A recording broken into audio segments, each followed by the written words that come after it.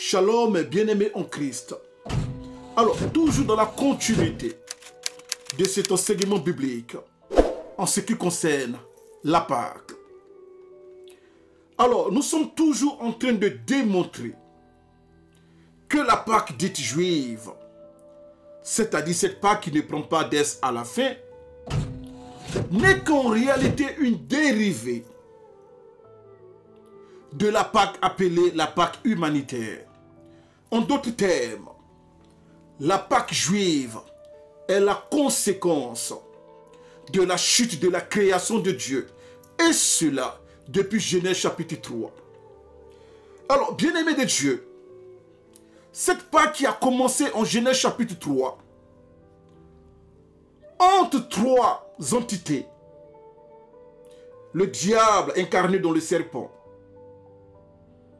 Adam et sa femme Ève, fut ensuite appliqué à un peuple, appelé le peuple juif, et annoncé pour la toute première fois au patriarche de ce peuple appelé Abraham.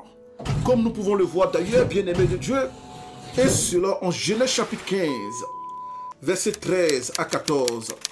Et je cite: L'Éternel dit à Abraham, sache que tes descendants seront étrangers dans un pays qui ne sera point à eux. Ils y seront asservis et on les opprimera pendant 400 ans. Alors, bien-aimé de Dieu, comme tu peux le voir sur ton écran, j'ai fait exprès pour entourer la durée de l'esclavage du peuple juif, et cela en Égypte. Et cette durée est de combien d'années? Exactement 400 ans. Il y a bel et bien une révélation dans cette durée de temps pendant laquelle le peuple juif est demeuré esclave, et cela en Égypte. Et lorsque nous allons faire la démonstration sur cette durée de temps, vous allez comprendre véritablement les messages subliminaux qui se cachent derrière ces affiches de la Pâque que vous voyez à présent sur votre écran. Alors pour l'heure, nous continuons la lecture avec bien sûr votre honorable permission. Mais je jugerai la nation à laquelle ils seront asservis, et ils sortiront ensuite avec de grandes richesses. Fin de verset et de citations. Alors, bien-aimés de Dieu, nous voyons à partir de cette lecture que la Pâque humanitaire est en train de prendre une forme beaucoup plus singulière pour se transformer en une Pâque juive. Et l'Éternel notre Dieu annonce, et cela de façon prophétique, cette Pâque juive au patriarche du peuple juif, qui n'est autre que l'honorable personne du patriarche Abraham. Et il lui dit que sa descendance sera esclave, et cela durant 400 ans, dans un pays étranger, et qu'il va juger cette nation. Mais qu'est-ce qui se passe à la suite?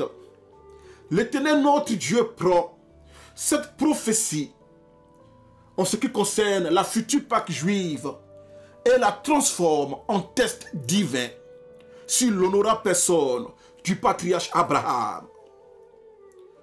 Nous connaissons tous l'histoire. Là où l'Éternel notre Dieu demande au patriarche Abraham de lui donner en sacrifice, ou bien de lui offrir en sacrifice son fils Isaac.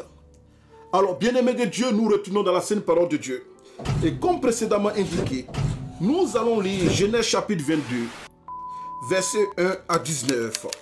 Et si vous êtes là, bien-aimés de Dieu, je cite: Après ces choses, Dieu mit Abraham à l'épreuve et lui dit: Abraham. Et il répondit: Me voici. Dieu dit: Prends ton fils, ton unique, celui que tu aimes, Isaac, va-t'en au pays de Morija et là offre-le en holocauste sur l'une des montagnes que je te dirai. Alors, bien-aimé de Dieu, lorsque tu fais cette lecture, tu te rends compte de toi-même que l'Éternel, notre Dieu, est en train de tester son serviteur Abraham. Et pas n'importe quel test. Genèse chapitre 22, verset 1 à 2, il lui dit, prends ton fils, ton unique, celui-là que tu aimes. Quelqu'un pourrait essayer de me contredire en disant, mais il y a un problème avec ce verset. Vu que Abraham avait un autre fils qui s'appelait Ismaël, celui-là qu'il a fait avec l'égyptienne Agar, servante de sa femme Sarah. Alors, bien-aimé de Dieu, pour tous ceux qui prêchent la polygamie, voici un exemple que l'Éternel notre Dieu ne considère pas les concubines.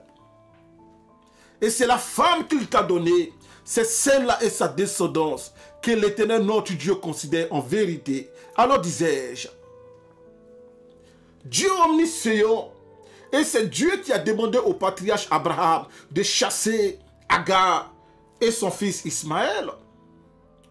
Alors Dieu est dans la légitimité de dire à Abraham, prends ton fils, ton unique, celui-là que tu aimes, et va l'offrir en holocauste sur une des montagnes que je vais te désigner. Cela ne vous rappelle rien, bien-aimé de Dieu? Prends ton fils, ton unique.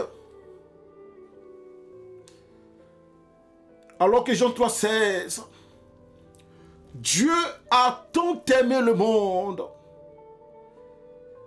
qu'il a donné qui? Son fils unique,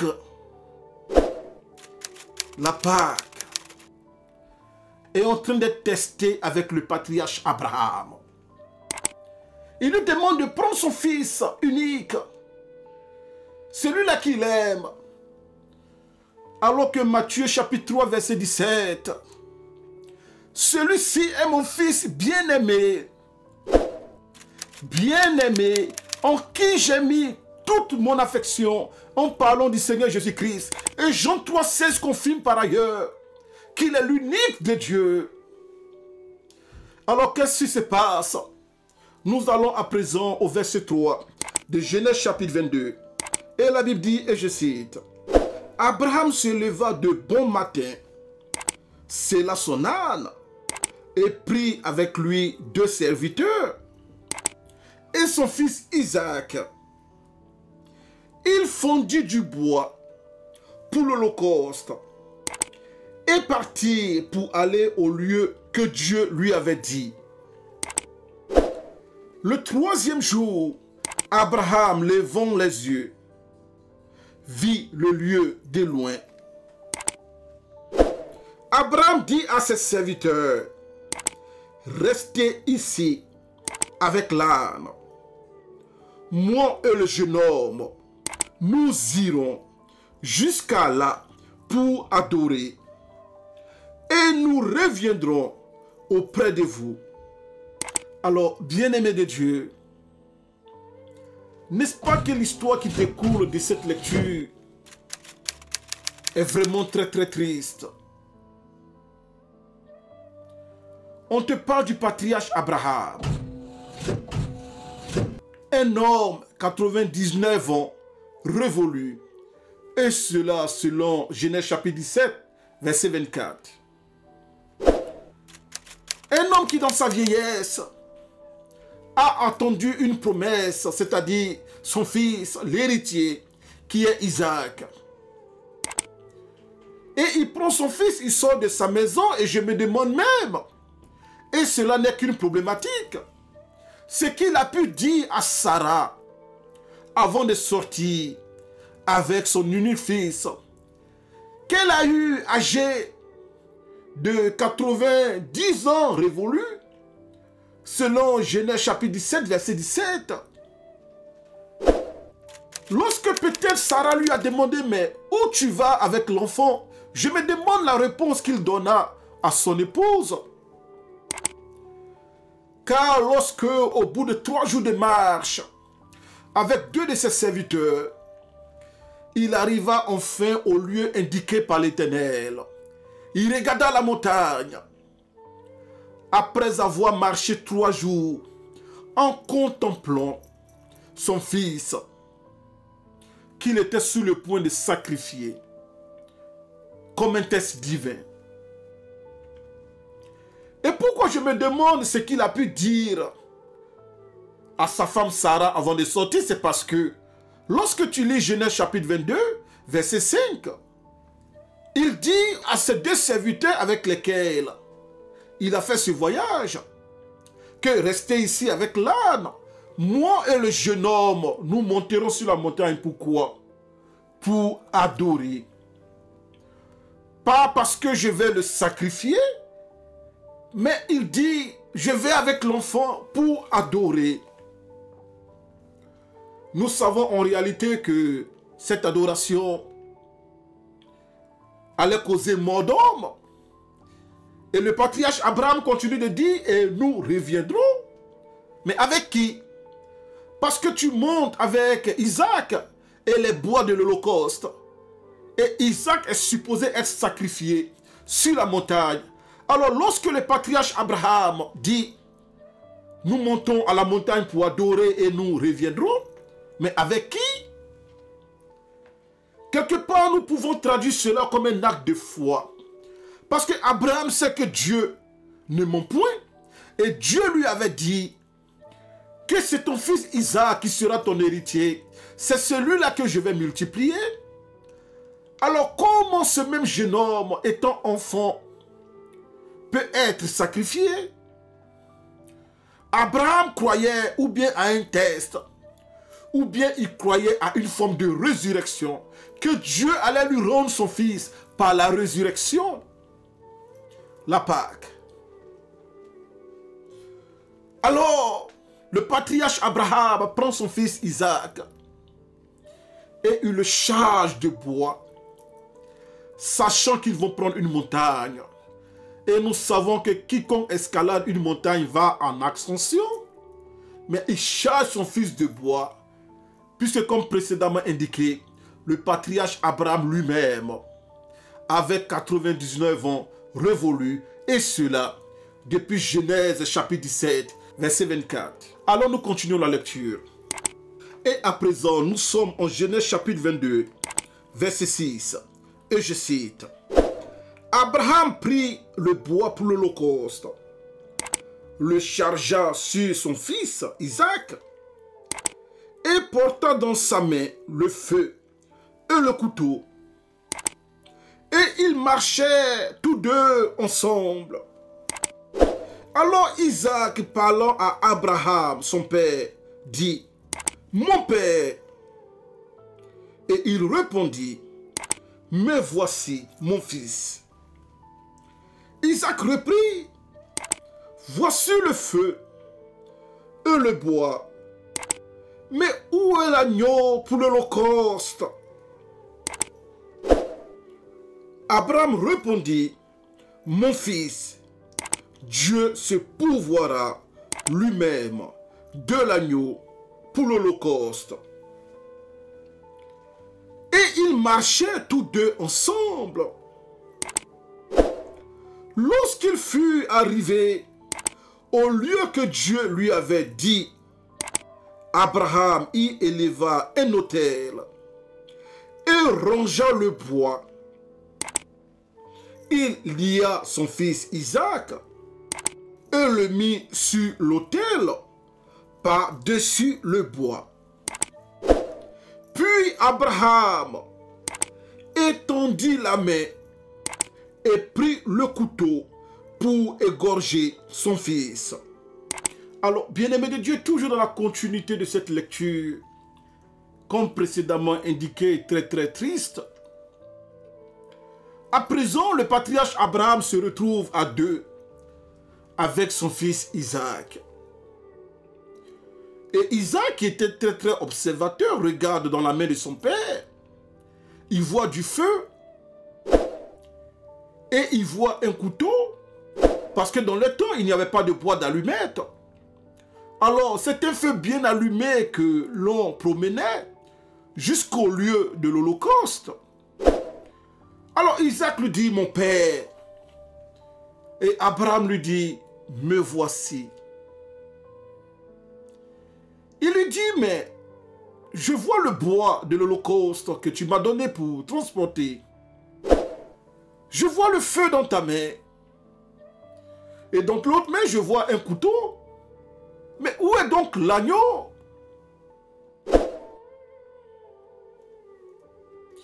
Une question qui sûrement a déchiré le cœur de son père. Et je me demande comment ceux qui s'arrangent pour sacrifier les enfants pour être riches, je me demande comment ils s'arrangent.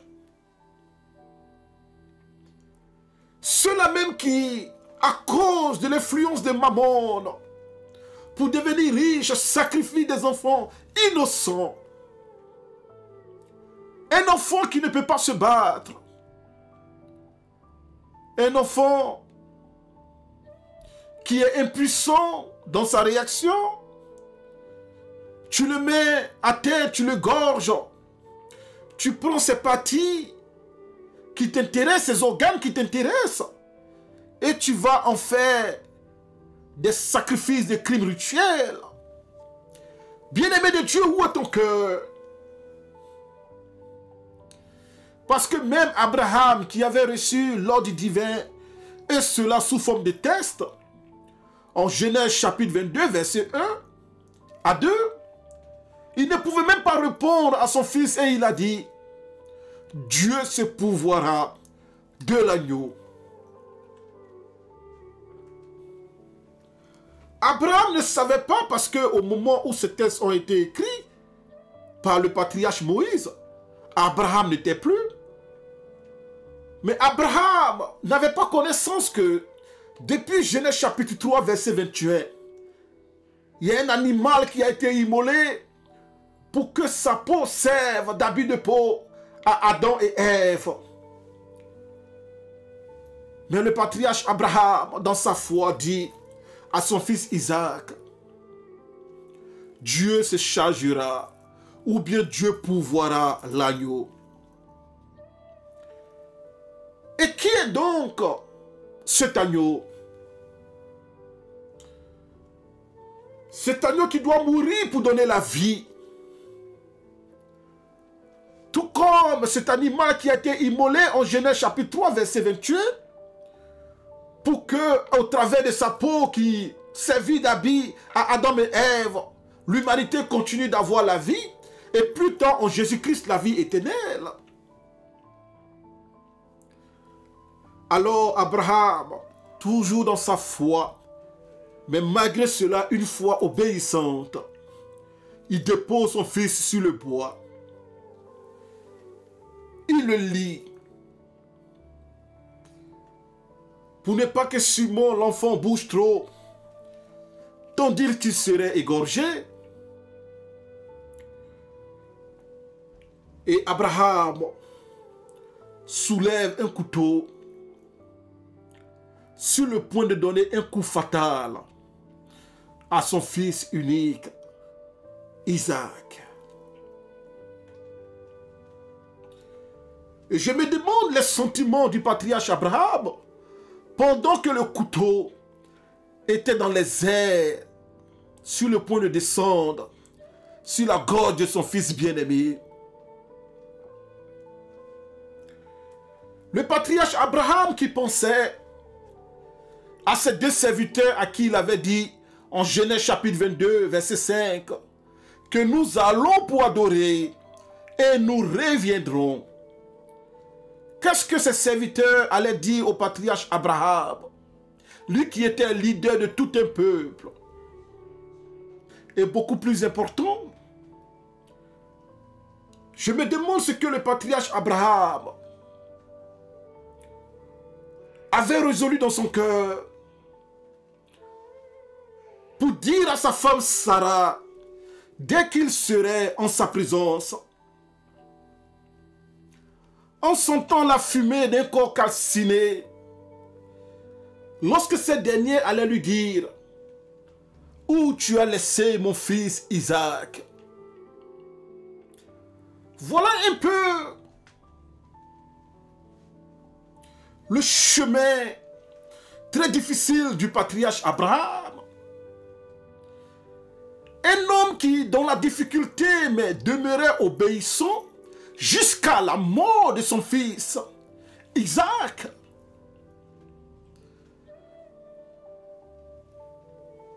Aujourd'hui, on prêche dans l'église la bénédiction du patriarche Abraham. Tu veux être béni comme Abraham? C'est bon. Mais être obéissant comme le patriarche Abraham, ou bien plus que le patriarche Abraham, c'est mieux. Pourquoi cherches-tu la bénédiction du patriarche Abraham et veux-tu rejeter son témoignage? Mais ceci est un enseignement pour une autre fois. Alors nous continuons la lecture. Et cette fois-ci, nous nous retrouvons en Genèse chapitre 22, verset 11. Et je cite. Alors l'ange de l'Éternel l'appela des cieux et dit, Abraham, Abraham. Et il répondit, me voici. L'ange dit, n'avance pas ta main sur l'enfant et ne lui fais rien, car je sais maintenant que tu crains Dieu et que tu ne m'as pas refusé ton fils, ton unique. Abraham leva les yeux et vit derrière lui un bélier retenu dans un buisson par les cornes. Et Abraham alla prendre le bélier et l'offrit en holocauste à la place de son fils. Abraham donna à ce lieu le nom de Yahweh Jireh. C'est pourquoi l'on dit aujourd'hui, à la montagne de l'Éternel, il sera pourvu.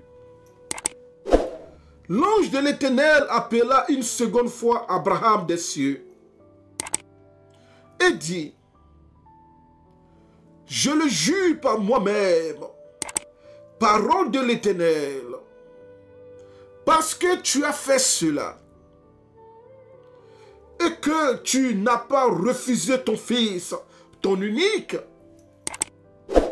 je te bénirai et je multiplierai ta postérité comme les étoiles du ciel et comme le sable qui est sur le bord de la mer. Et ta postérité possédera la porte de ses ennemis. Toutes les nations de la terre seront bénies en ta postérité. Enfin, verset 19. Abraham étant retourné vers ses serviteurs, ils se levèrent et s'en allaient ensemble. Fin de verset et de citation. Alors, bien-aimés de Dieu, nous venons à peine d'achever cette lecture très intéressante, en même temps très triste, mais qui finit très bien. Cette histoire fascinante du patriarche Abraham et de son fils Isaac. Mais ce qui est d'ailleurs très révélateur, c'est lorsque l'Éternel notre Dieu dit au patriarche Abraham, et cela en Genèse chapitre 22, verset 18, toutes les nations de la terre seront bénies en ta postérité. La Pâque. Car en réalité, je suis issu de la Côte d'Ivoire. Et je n'ai pas connu le patriarche Isaac. Plus tard, le patriarche Jacob. Mais je connais la postérité du patriarche Abraham. Cette postérité qui est venue plus tard, et cela par la personne glorieuse du Seigneur Jésus-Christ. De sorte que selon Matthieu chapitre 1, verset 1, Matthieu dit, voici la généalogie de Jésus, fils de David, fils d'Abraham. La Pâque. Après ce test divin, où Dieu demande au patriarche Abraham de sacrifier son fils Isaac en holocauste, et vu que Abraham n'a pas refusé son fils unique à Dieu, alors Dieu a tant aimé le monde que lui, cette fois-ci, il donne son fils unique, afin que quiconque croit en lui ne périsse point, mais qu'il ait la vie éternelle. Jean 3,16. Et à partir de ce don divin, appelé le don messianique du Seigneur Jésus-Christ, vu que Dieu avait prophétisé sur Abraham, et cela en Genèse chapitre 22, verset 18, pour dire que toutes les nations de la terre seront bénies en ta postérité. Voilà comment le Seigneur Jésus-Christ plus tard, et cela en Matthieu chapitre 28, verset 19, peut dire, allez et faites de toutes les nations des disciples. Genèse chapitre 22, verset 18. Toutes les nations de la terre seront bénies en ta postérité. Matthieu chapitre 28, verset 19. Allez, faites de toutes les nations des disciples. Un autre mystère. Isaac n'est pas miracle. Parce qu'en réalité, une femme, déjà à l'âge de 40 ans révolu, connaît un phénomène qu'on appelle la ménopause. Un phénomène scientifique et physionomique selon lequel la femme n'arrive plus à enfanter. Elle perd sa fécondité, voire son habilité de reproduction. Mais la Bible dit que Sarah était âgée de 90 ans révolus. Et cela selon Genèse chapitre 17, verset 17. Et je pourrais même dire qu'elle a reçu la grossesse d'Isaac à partir de 90 ans. Mais parce que la grossesse fait 9 mois, elle avait pratiquement 91 ans lorsqu'elle conçut Isaac. Parce que la prophétie fut donnée et Dieu lui dit, à cette époque, l'année prochaine, tu vas concevoir un fils. Voilà pourquoi disais-je que le miracle d'une femme âgée de 91 ans et qui accouche un fils, et ce fils-là est demandé en holocauste sur une montagne. Mais à l'opposé, ce n'est plus une personne âgée qu'on appellerait sans manquer véritablement de respect à notre bien-aimée Sarah, mais je dirais une vieille qui accouche dans sa vieillesse un fils. Mais dans le cas du Seigneur Jésus-Christ, c'est une jeune vierge qui, sans avoir connu un homme, accouche l'homme glorieux du Seigneur Jésus-Christ, la naissance messianique. Alors une vieille accouche un fils Isaac que Dieu demande en holocauste. De l'autre côté, une jeune vierge accouche un fils appelé le Seigneur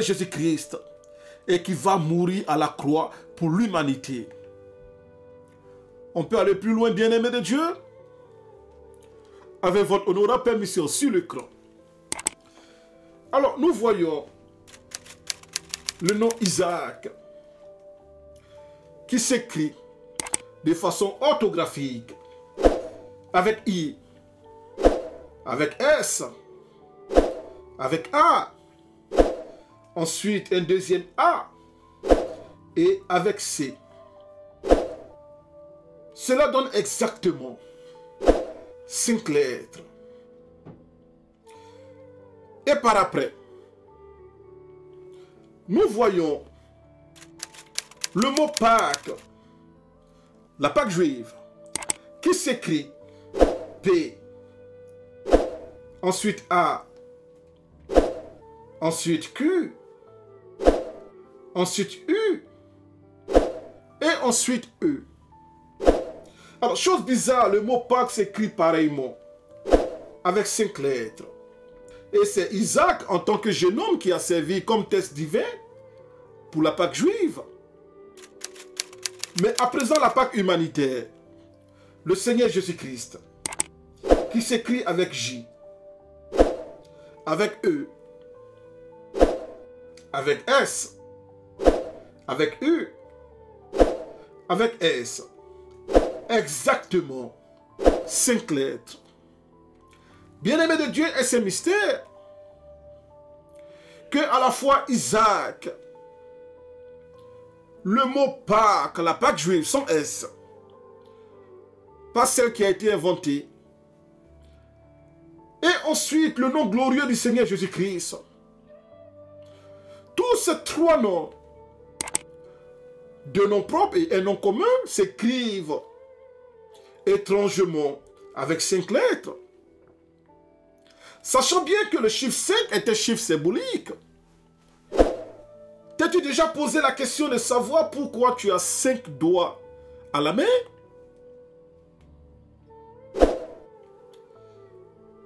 Et t'as-tu déjà posé la question pourquoi tu as 5 orteils aux pieds?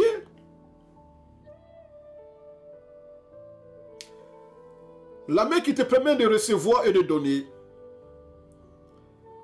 Et le pied qui te permet de marcher et d'avancer. Alors, bien-aimé de Dieu, c'est un enseignement pour une autre fois.